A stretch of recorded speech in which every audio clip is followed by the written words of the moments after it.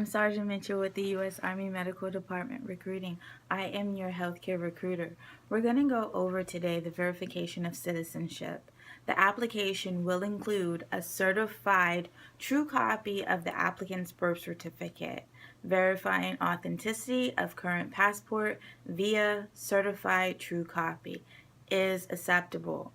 For U.S. citizens born abroad and for aliens who have been lawfully admitted for permanent residency, documents used to verify citizenship or permanent alien status will be reproduced, and a true copy will be forwarded as a part of the application with the following stated typed statement: certified true copy, reproduced for official Army use only.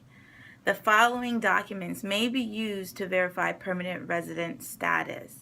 Immigrant applicants must have a permanent alien registration card, either in INS Form I-551 Alien Registration Receipt Card, may have a form number and a registration number, or in INS Form I-151 Alien Registration Receipt Card.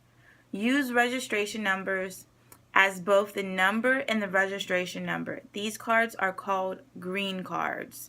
Now note, the INS Form I-151 may no longer be used unless you show proof of the application for an INS Form I-551. This will usually be an INS Form I-90 application to replace permanent residency card or other receipts of Immigration and Nationalization Service, INS, okay? All INS documents used to verify permanent resident alien status will be reproduced locally and become part of the applicant's packet. Now that applicant is you. It'll become part of your packet. This includes other INS documents used to verify citizenship of the United States Army as certificate of nationalization, certificate of citizenship, and U.S. passports. All copies would be clearly marked certified true copy, reproduced for Army for official Army use only. No color photocopies or reproductions are authorized. For INS Form I-551, both sides must be copied, but will be copied separately and apart on the page, recreating or duplicating it in its original state. This is back to front. It's strictly prohibited. So do not make it look like how you received it. Can't do it. It's not allowed, okay? Unless otherwise indicated, one copy of the form must be included with the application.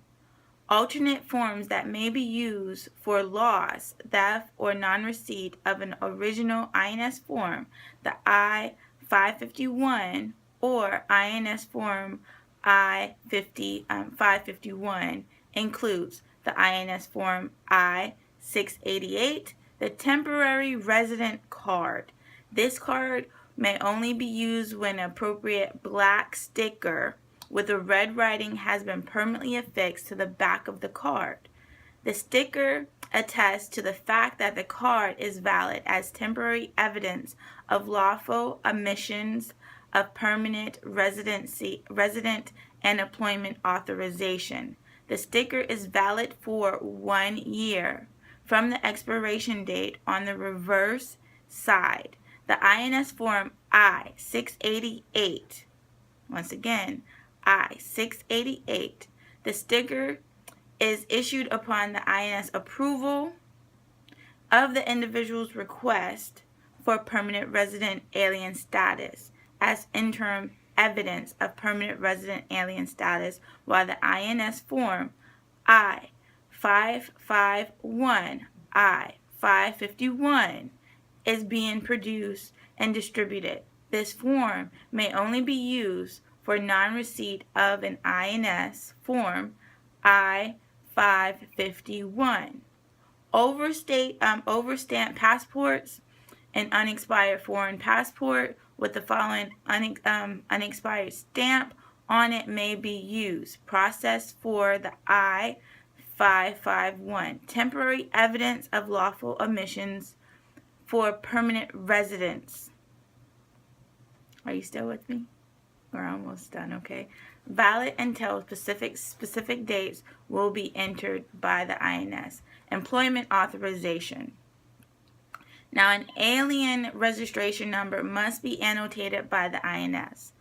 This document may only be used for loss, theft, and non-receipt of an INS Form I-551 or INS Form I-688.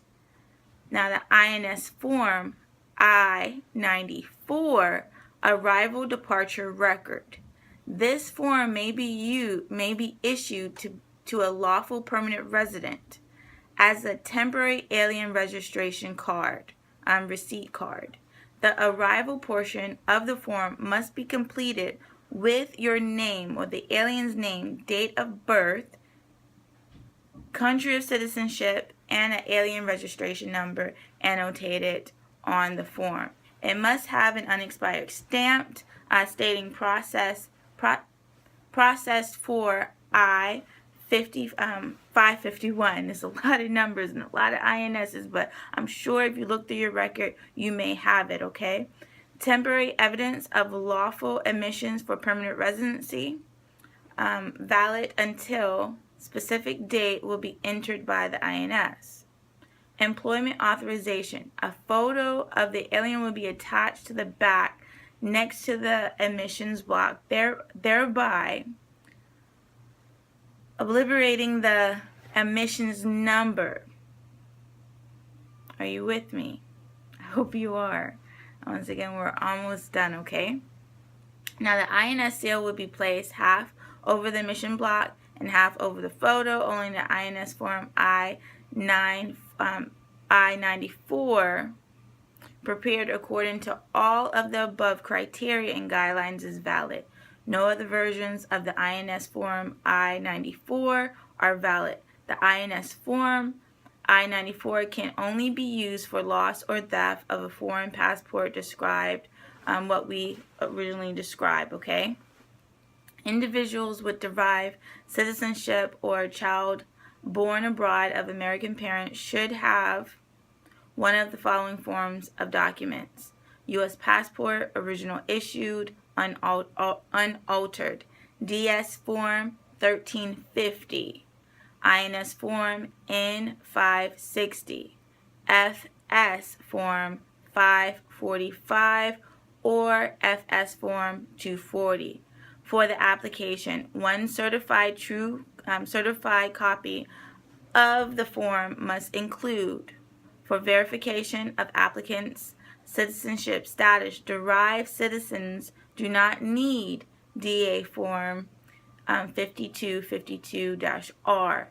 Applicants who have lost their documents may obtain a new DS Form 1350, FS Form 240, or FS Form 545 by applying to the Passport Correspondence Branch, Department of State. That would be in room 386, unless they changed the building or something.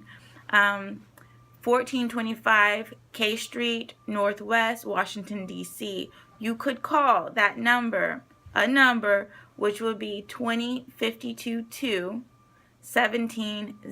I'm going to repeat that again. That's 2052-1705. Or call 202-647-0518. Once again, 202-645-0518, and follow the pre-recorded instructions. No charge will be made for the FS Form 240 if application shows the document is needed for the Army Commission. Otherwise, one copy of either the DS Form 1350 or the FS Form 240 is $10. Okay? To obtain the INS Form N560, You must apply to the nearest INS office and complete the INS form in 60. Application for certificate of citizenship. For verification of birth that occurred in the former canal zone, requests must be sent to Vital Statistics Unit, Administrative Service Division, Panama Canal Commission, IPO Miami. Now, the citizenship through nationalization of parents' number. This is a long one, people. So I hope y'all are tracking. Woo! We're almost there. Okay, so going back, the citizenship naturalization for parent number, name of parent, name of applicant, date of information from applicant, citizenship certificate must be entered on the DA form 5252-R Part 3. The top portion of the form must be completed. The designated authenticator will complete the appropriate section and type the complete signature block, signing his or her name. Fees may be required to obtain INS documents. To obtain certain fees include, and that would be for your recruiter. Your recruiter may be able to help you out with this, depending on, their capabilities. So the rest of this is pretty much going over official administrative portion. You don't need to know all of that right now, but you can refer to the USAREC Regulation 601-37. That is what I was referencing today. I read straight off the regulation, so I'm not missing anything. It's important because 9 out of 10, I could miss something. All right, so look at your documents, be prepared. I know the MAVNI program is closed, so you might want to pay close attention to this and look into how you can obtain your green card or citizenship. All right, best wishes to you on your journey. Please hit that subscribe button so you can stay informed, up to date as I post these videos for your knowledge bank. Once again, I am Sergeant Mitchell, your healthcare recruiter. Best wishes to you on your journey.